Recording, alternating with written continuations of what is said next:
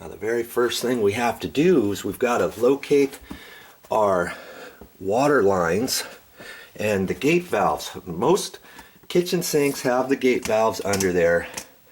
You see there's one right there. You look over there, there's another one there. We're going to shut those off. You remember how to do that? Righty-tighty, lefty-loosey. We're going to turn those to the right as you're facing the handle and turn those off.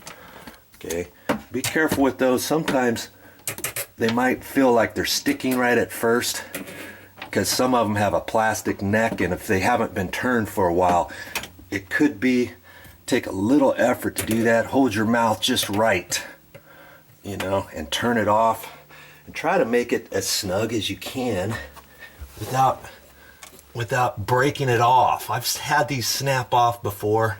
I hate working on old things, and that's another thing you've got to be careful of and realize that when you're replacing something on an older sink, faucet, kitchen, whatever, you might have other things happening later on down the road that were not leaking before, and we pull something apart and all of a sudden, look out.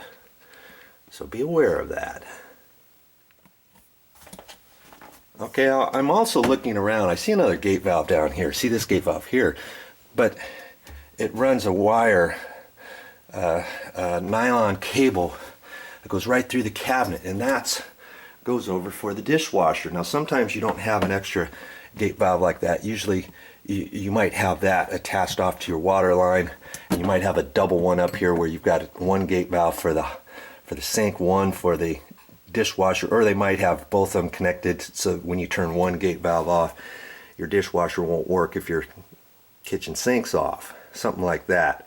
We also have another gate valve right here, and that's for a water softener, and I think we're going to be fine with that.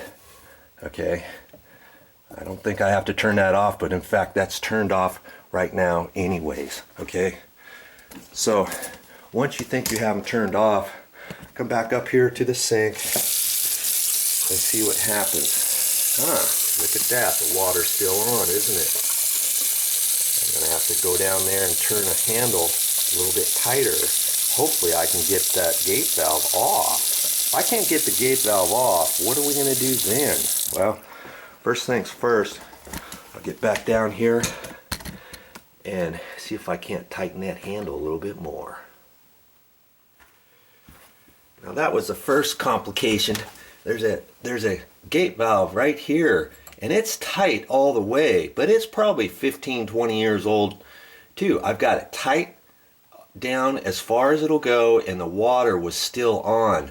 You don't want to tighten these up any tighter thinking, okay, the tighter I go, the more that water's going to shut off, because lots of these little necks of the arm, when you turn it, the stud that's sticking out is plastic. You turn this hard, you could snap that right off. You don't want to do that.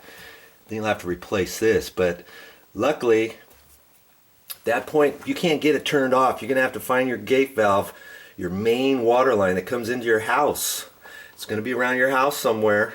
You're going to have to find that and shut it off. And then open up your sink and see if it's stopped. We open this up, no water now, okay? Yeah, because if you don't know where your gate valve is outside, guess what? You're probably not going to be able to do this job until you figure out where that is. So if you want to do some prep work before you replace your sink faucet, you can turn these handles off and make sure everything works properly. You know, the water goes off before getting ready to actually do your actual project. Okay. Now here's something else we found, that when I turn that sink faucet on, you've got this water, the extension pipe here that goes from the gate valve up to the sink faucet, and that was dripping out of here, running down here and dripping down on the floor.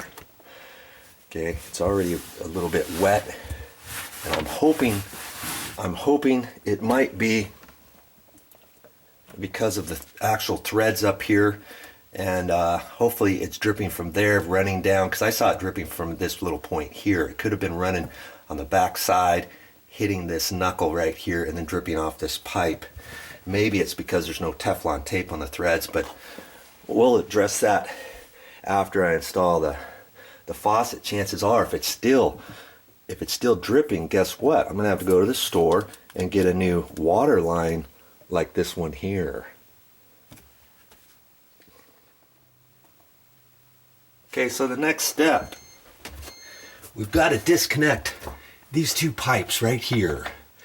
And you're just going to disconnect the nut, unscrew the nut at the bottom.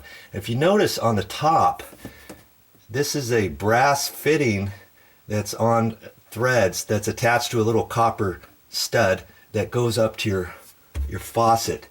And what you have to do is you have to hold on to that with a pair of pliers before you loosen up the bottom, because sometimes what happens if you try to loosen up the bottom, it just starts twisting this copper pipe up above. Okay, so that's going to be our next step. I'll have to get a couple wrenches and get back in there, and hopefully you can see what I'm going to do. But you know, there's only so much I can show on the picture like this, but I'll do the best I can. But you get the idea, don't you? I think you do.